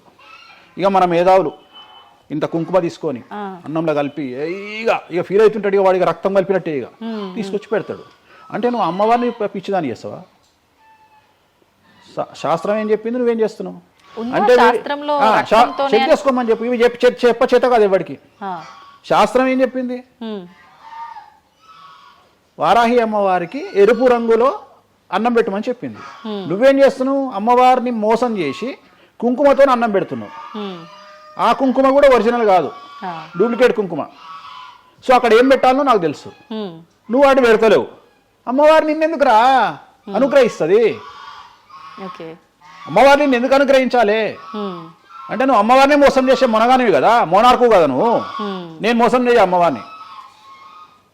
రెండవది, నన్ను నమ్మితే నా దగ్గరికి రమ్మంటున్నా. నా మాట వినకండి, వాళ్ళ మాటనే వినండి, ఈ శుద్ధపూసల మాటనే వినండి, నా మాట వినకండి. ఫస్ట్ మీరు నన్ను మెచ్చుకున్న వీడియో దయచేసి చూడకండి. నన్ను యాంకర్లు బట్టలిప్పాలి అని ప్రయత్నం చేసిన వీడియోలు చూడండి. నన్ను చాలా వరకు అంటే ఈయన ఏదో దొరకబట్టి విని ఆ ఉన్న లాస్ట్కు నాది ఆ ముల్లారం కూడా ఇప్పేసిన, ఇంకేమైనా ఉన్నాయేమో బాడీలో గుంజుదామో అని ప్రయత్నం చేసే యాంకర్ల వీడియోలు చూడండి. నా గురించి నెగిటివ్ పెట్టిన వీడియోలో చూడండి. మీకు నా మీద చివరిగా నమ్మకం కలిగి ఈయన దగ్గర విషయం ఉందంటే రండి, లేకుంటే రాకండి. ఇంకొక విషయం అంటే మీరు ఇంత ధైర్యంగా దర్జాగా ఒక సవాల్ విసిరినట్టుగా మాట్లాడుతున్నారు వీడియోలో మాట్లాడినప్పుడు. మరి మీరు చెప్పినవన్నీ అంటే వేణుస్వామి చెప్పినవన్నీ వాస్తవాలైతే, శాస్త్రంలో ఉంది నేను చూపిస్తానే అతనైతే ఎంతసేపు ఉన్నా ఆయన పర్సనల్ వీడియోలో చెప్పడము, వేరే యాంకర్ల దగ్గర చెప్పడం తప్ప డిబేట్లకు ఎందుకు రారు, వచ్చి మాతో వాదించవచ్చు కదా, ప్రూవ్ చేయొచ్చు కదా అని చాలా మీరు రెడీనా? డిబేట్లకు రాను. ఎందుకని? కానీ మనం అగ్రిమెంట్ పేపర్లు రాసుకుందాం. నీ ద్వారా చెప్తున్నా నువ్వు కామాఖ్యకు నేను తీసుకుపోతా. నేను చెప్పిన దాంట్లో కామాఖ్యలో ఏది జరగకపోయినా నా దుకాణం పని చేసుకుంటా. నా ప్రాపర్టీ మొత్తం రాసి చేసి నేను నా ఫ్యామిలీతో సహా దేశం వదిలిపెట్టి వెళ్ళిపోతా, లేదు స్టేట్ వదిలిపెట్టి వెళ్ళిపోతా. అన్ని వాస్తవం అని మీరు ప్రూవ్ చేస్తారు. అక్కడ అక్కడికి నేను ప్రూవ్ చేసిన అవసరం లేదమ్మా. నీకే ₹1,00,000 ఇస్తా, పోయి చూసుకొని రాదు కెమెరాలో. ఓకే, దీనికి ఎందుకు డిబేట్ ఎందుకు? నువ్వే పోయిరా, నీకు నేను డబ్బులు ఇస్తా, ₹1,00,000 ఇస్తా, పోయిరా. ఓకే, పోయేసి అక్కడ ఏమేమి జరుగుతుంది, ఏమేమి పూజలు చేస్తారో నువ్వే చెప్పు. ఇప్పుడు కామాఖ్యలో కూడా అమ్మవారి గర్భగుడి లోపల దాకా ఈ పంచమకార వ్యవహారం కానివ్వండి, బలి సాంప్రదాయం, ఆ బలికి సంబంధించిన విధానం కానీ లోపలికి లేదు, అది కూడా ఏదున్నా మెయిన్ గుమ్మం బయటే అని అంటున్నారు. అది సో ఇది అంతా నీకు ఎప్పుడు రైట్స్ వస్తాయి అంటే చూసినప్పుడు మాట్లాడడానికి వస్తాయి. నువ్వు ఎవడో చెప్పిన దాన్ని నన్ను కార్నర్ చేయడానికి అడిగితే పనికిరావు. నేను అనే పాయింట్ ఏంటంటే ఇవన్నీ షో చేయడానికి పనిచేయనటువంటి వ్యవస్థ. అంటే ఇవన్నీ నేను వీడియో రూపంలో మీ ముందుకు తీసుకురాలనేటువంటి వ్యవస్థ. సో దీనికోసము నువ్వు వాళ్ళ కోణంలో నన్ను ప్రశ్న అడిగినావు అనుకో, నేనేమంటున్నా అంటే నా కోణంలో అడిగిపిస్తా, వచ్చి చూడు. నా కోణంలో నువ్వు ఎప్పుడు అడుగుతావు? నాతో పాటు వచ్చినప్పుడు అడుగుతావు. నువ్వు నాతో పాటు చూడకపోతే నువ్వెట్లా అడుగుతావు? అట్లనంట ఇట్లనంట. ఇప్పుడు నార్త్ ఇండియా వాడు ఉన్నాడు, నేపాల్లో ఉంటాడు, వానికి వెంకటేశ్వర స్వామి విగ్రహం ఏందో తెలియదు. సపోజ్ వానికి ఎవడో చెప్పిండు ఎల్లిగాడు వెంకటేశ్వర స్వామి కాదు ఆడ అమ్మవారు ఉన్నదని, వాడు కూడా నువ్వు అడిగినట్టే అక్కడ లోకల్ యాంకర్ అడుగుతుంది, ఆడ వెంకటేశ్వర స్వామి కాదట అమ్మవారు ఉన్నదట కదా అంటాడు. నువ్వు చూస్తే చెప్తావు, అరే పిచ్చినాయాలా, అరే ఎదవనాయాలా, ఆడున్నది వెంకటేశ్వర స్వామిరా, దేవుడురా అని చెప్తావు. ఆ, అవునా? అవును. నువ్వు ఆ కామాఖ్యమ్మ వాడిని చూస్తానని ఇట్లా అడగకపోతుంటే నువ్వేమడుగుతుంటే నీ వర్షన్ మారుతున్నావు. వేణుస్వామి గారు మిమ్మల్ని ఎందుకు టార్గెట్ చేస్తున్నారండి ఈ ఎదవలు అని అడిగే విధానం మారుతుంది. నువ్వు చూడకపోతే నీకు ఎక్కడ అడుగుతావు. నీ ఆలోచన విధానం ఏంటంటే ఈయన ఏమన్నా ఇరుకున పెడదామా అనే ఆలోచనే తప్ప, అరే ఈయన మరి నేను చూడలేదు కదా, నాకు రైట్సే లేవే అని నువ్వు అనుకుంటలేవు. నీకు రైట్స్ ఎక్కడ ఉన్నాయమ్మా అడగడానికి? నన్ను అడగడానికి నీకు రైట్సే లేవు. అంటే మీరు అన్నట్టు నేను అక్కడికి వచ్చి చూస్తే అక్కడ జరిగేది చూస్తా, అది మాత్రం శాస్త్ర ప్రకారంగా జరుగుతుందో లేదో నేను చూడలేను కదా. అంటే దీన్ని బట్టి నీ ఉద్దేశం ఏంటి అంటే, ఒక దేవాలయంలో కూడా శాస్త్ర ప్రామాణికంగా జరగదు. కామాఖ్యలో తెలుగు వాళ్ళు మాట్లాడుకునే, పండితులు మాట్లాడుకునేవే నిజాలు. ఇప్పుడు నువ్వు అనేది అదే కదా. అంటే అది ప్రాంతీయం ప్రకారంగా జరుగుతుంది, అది మరి ఏదైనా ప్రాంతీయమే జరుగుతుందమ్మా, ఏదైనా ప్రాంతీయమే జరుగుతుంది, ఏదైనా ప్రాంతీయమే జరుగుతుంది. గోవాల కసినో ఆడితే తప్పు లేదు, తెలంగాణలో కసినో ఆడితే తప్పు. దాన్నే దేశకాలమాన పరిస్థితులు అంటారు. తిరుపతి వెంకటేశ్వర స్వామికి తిరుపావడ సేవ చేస్తారు, మరి ఎందుకో లోకల్ టెంపుల్ ఎందుకు తిరుపావడ సేవ చేస్తలేరు? తిరుపతి వెంకటేశ్వర స్వామి వారికి పునుగుపిల్లి తైలం పెడతారు, మరి అట్లనే ఇప్పుడు రేపటి నుండి రామాలయంలో పునుగుపిల్లి తైలం పెట్టి నువ్వు వచ్చి నువ్వు స్టార్ట్ చేయమ్మా. మన తెలుగు రాష్ట్రాలలో నువ్వు ప్రాంతీయత గురించి మాట్లాడుతున్నావు కదా. అంటే ఒక్కొక్క దానికి ఒక్కొక్క కట్టుబాట్లు ఉంటాయి. అవునమ్మా, నీకు కావాల్సింది అల్టిమేట్ గా ఏంది? నీకు డబ్బు కావాలి, నువ్వు కోరుకున్న కోరికలు తీరాలి, అంతే కదా. నువ్వు కోరుకున్న కోరికలు తీరాలి. ఎంతమంది ఎకనామికల్ అఫెన్స్ చేస్తలేరు భారతదేశంలో? టీచర్ దగ్గర నుండి మొదలుకుంటే ప్రతి ఒక్క నువ్వు ₹1,00,000 లోన్ తీసుకొని కట్టకపోతే నీ ఇంటి ముందరకు వస్తారు. 20,000 కోట్లు తీసుకున్నాడు దొబ్బేస్తావని సంఖ కూడా ఎవడు కట్టుకోడు. ఇవి కదా మనం మాట్లాడుకోవాలి. ఇవి చేతగావు. వేణుస్వామి కామాఖ్య నుండి అమ్మవారిని తెచ్చి హైదరాబాద్లో పెట్టిండు అంటే నేను అనే పాయింట్ ఏంటంటే ఇదే చెప్తున్నా. ఇప్పుడు విమర్శించడానికి, బట్టలిప్పడానికి చేసే ప్రయత్నము, నువ్వు సబ్జెక్ట్ గురించి ఆలోచించి వామాచారం అంటే ఏంది, దీనివల్ల లాభం ఏంది, ఇది కదా అడగాల్సిన ప్రశ్నలు. కానీ ఏం చేస్తున్నావు? నీ దగ్గరకు వచ్చే వరకు సాధ్యమైనంత వరకు అసలు కామాఖ్యలకు ఇష్టమే లేదట కదా. ఒకవేళ నిన్ను నిరూపిద్దామని నేను విశ్వ ప్రయత్నం చేస్తే చివరికి నువ్వేం మాట్లాడతావు? అది అక్కడ లోకల్ అట కదా. అవును లోకలే, అది లోకలే. ప్రతి ప్రాంతానికి ఆచారం ఉంటుంది. మరి సంక్రాంతి అనే పండుగ ఆంధ్ర వారిది కదా, తెలంగాణలో లేదు కదా. మరి తెలంగాణ రేపటి నుండి వేస్తే జనవరిలో తోలు తీద్దాం ఒకటి చెప్పు, మరి చేద్దాం. పతంగులు ఎగిరేసుడు తెలంగాణ ప్రాంతం కదా, ఆంధ్రాలో కూడా నేస్తే తందాం ఈసారి చెప్పు, మరి నువ్వే చెప్పు. ఎందుకు బ్రిటిష్ వాళ్ళు అలవాటు చేసిన న్యూ ఇయర్ ని మనం జరుపుకోవట్లేదా? అంటే నీకు నచ్చిందేమో. నేను అదే చెప్తున్నా, మీరు చేస్తే సంసారం, వేణుస్వామి చేస్తే వ్యభిచారం. అంటే అర్థమైంది ఏంటంటే యాంకరింగ్. ఇప్పుడు ఇంటర్వ్యూ మనం మాట్లాడుకుంటే సంవత్సరం గురించి మాట్లాడదామంటే నీకు అల్టిమేట్గా కాంట్రవర్సీ కావాలి. ఎందుకంటే జనాలు కాంట్రవర్సీ తన్నుకొని వస్తే ఎంజాయ్ చేస్తారు. ప్రశాంతంగా కూర్చొని ఓం నమో వెంకటేశాయ, వెంకటేశ్వరం కొబ్బరికాయ కొడతాడు, వెంకటేశ్వరం నామాలు ఉంటాయి అంటే ఎవరు చూడడు. ఇట్లా మనం ఇద్దరం పెంట పెట్టుకున్నాం అనుకో, కింద నన్ను తిట్టేటోడు వచ్చిండ్రు ఆ దున్నపోతు అని ఒక కామెంట్ పెట్టి ఎంజాయ్ చేసేటోడు చేస్తాడు. సో ఇవన్నీ చూసి చూసి చూసి చూసి చూసి వెక్స్ అయిపోయినా. నేను ఒకటే నమ్ముతా, ఒక మనిషి విమర్శించంగానే ఆ మనిషి లైఫ్ నాశనం అయితే ఆ మనిషి బ్రతికి వేస్ట్. ఒక మనిషి కొట్టగలిగితే ఆ మనిషి లైఫ్ వేస్ట్. మీరు ఏం కొట్టుకుంటారో, ఏం విమర్శ చేసుకుంటారో మీ ఊహకే వదిలేస్తున్నా. వేణుస్వామి అన్టచబుల్. వేణుస్వామి చాలా కష్టపడి స్థాయికి వచ్చిండు. సో వేణుస్వామి చెప్పేవేవి అబద్ధాలు కాదు. ఇంత పెద్ద స్టేట్మెంట్ ఇస్తున్నా. వేణుస్వామి తప్పు చేస్తే వేణుస్వామిని అమ్మవార్లు సర్వనాశనం చేస్తారు, 1000 ముక్కలు చేస్తారు. వేణుస్వామి సర్వనాశనం అయిపోతాడు. నా జోలికి ఎవడొచ్చినా వాని సంగతి అమ్మవారు చూసుకుంటుంది. ఇంతకంటే బిగ్గెస్ట్ స్టేట్మెంట్ ఎవడు ఇయ్యాడు ప్రపంచంలో, నేను ఇస్తున్నా. సో నేను ఇక్కడున్న తొప్పాసగాళ్ళతో డిబేట్ పెట్టాల్సిన అవసరం నాకు లేదు. నీకు ఉండి నీకు దమ్ము ఉంటే నువ్వు తీసుకురా, ఎవరిని తీసుకొస్తావో నేను డబ్బులు పెట్టుకుంటా, కామాఖ్య తీసుకుపోతా, చూపిస్తా. మళ్ళీ మొత్తం చూపించిన తర్వాత నేను నోట్ల నుంచి ఇది లోకల్, ఇది లోకల్, ఇది లోకల్. రాత్రి పెళ్లిలు ఏదైతాయి ఆంధ్రాలో అవుతాయి, తెలంగాణలో ఏ పెళ్లిలు అవుతాయి 11 గంటలకు అవుతాయి. మరి ఇప్పటి నుండి తెలంగాణలో ఎవడన్నా రాత్రిపూట పెళ్లి చేసుకుని తన్నాలే పట్టుకొని. ఇంత పెద్ద గ్లోబలైజేషన్ అయ్యింది. చివరికి బాలయ్య బాబు సినిమాలకు కూడా పరదాలు కాలుస్తున్నాం అమెరికాలో, పవన్ కళ్యాణ్ సినిమాలకు కూడా పరదాలు కాలుస్తున్నాం అమెరికాలో. దీంట్లో రానటువంటి పట్టింపు ఓన్లీ వేణుస్వామి కామాఖ్య దగ్గరికి పోయినప్పుడే వస్తుంది అంటే కావాలని చేస్తున్న వ్యవహారం ఇదంతా వాళ్ళ ఇష్టం.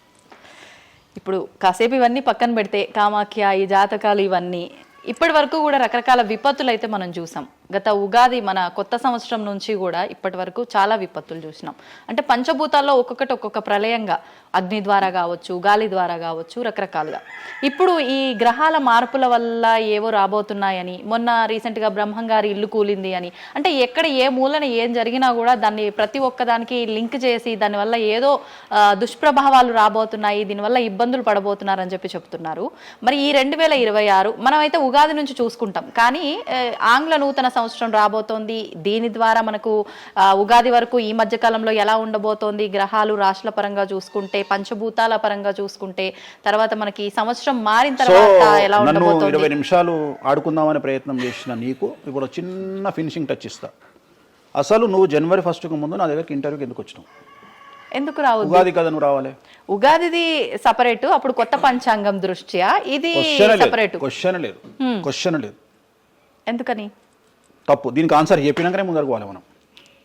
ఉగాది 2026 మార్చి 19 నాడు శ్రీ పరాభవన సంవత్సరం వస్తుంది. దానికి కదా మనం పంచాంగం తీసుకోవాలి. నేను ఎందుకు ముందుగా వచ్చానంటే నేను దానికి ఆన్సర్ చెప్తా. మీరు ఎట్లాగో బిజీ పూజల్లో, మళ్ళీ నాకు అవకాశం దొరుకుతుందో లేదో తెలియదు. కాదు కాంపిటీషన్ జీవితములో నిన్ను నువ్వు నిలబెట్టుకోవడానికి కొత్తదనాన్ని ఎంచుకొని నిన్ను నమ్ముకున్నటువంటి ఓనర్కు నీ పూర్తి కర్త కర్మ క్రియ నీ రిజల్ట్ను ఇవ్వడానికి నువ్వు చేస్తున్నటువంటి ఒక ప్రయత్నం, నిన్ను నువ్వు జనాల్లో కొత్తగా ప్రొజెక్ట్ చేసుకోవడానికి చేస్తున్నటువంటి ప్రయత్నం.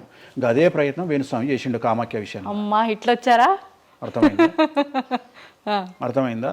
కాబట్టి జనాల్లో కొత్తదానంలో కొత్తగా వస్తే నువ్వు గదే యాంకరింగ్ నేర్చుకున్నావు, గాయన గదే అడ్వకేట్ చదువుకుండు, గా టీవీ ఛానల్ గదే చేసింది. మరి గా టీవీ ఛానల్ ఏమో ప్రైమ్ టైమ్ స్లాట్ 2 లక్షలు ఎట్లా పోతుంది? మనకి వాళ్ళ చిన్న ఛానల్ 2000 ఎందుకు పోతుంది అంటే, వాళ్ళు కష్టపడడానికి వాళ్ళు చేసిన స్టింగ్ ఆపరేషన్లు కావచ్చు, వాళ్ళు జీవితాన్ని నాశనం చేసిన విధానం కావచ్చు, వాళ్ళకి ఆ పేరు వచ్చింది. సో అట్లనే వేణుస్వామి కష్టపడి ఈ స్థాయికి రావడానికి వేణుస్వామికి అంటూ ఒక బ్రాండ్ ఉన్నది. సో రెండవది, ఇదే సంవత్సరం ఇదే ఛానల్లో 2025 శివ అనే ఒక యాంకర్ కు నేను ఇంటర్వ్యూ ఇచ్చిన. అందులో చాలా విషయాలు చెప్పిన. ఏమేం చెప్పిన? ఈ సంవత్సరము రైలు ప్రమాదాలు ఎక్కువ అని చెప్పిన, విమాన ప్రమాదాలు ఎక్కువ అని చెప్పిన. చెప్పంగా వెనకకించి వచ్చి వీడికి పని పాట లేదు, వీడు పొద్దుగాలు లేస్తే ఇటువే మాట్లాడతాడు అని తిట్టిరు నన్ను. మరి అయినప్పుడు ఒకడన్నా పెట్టడేంద్రా?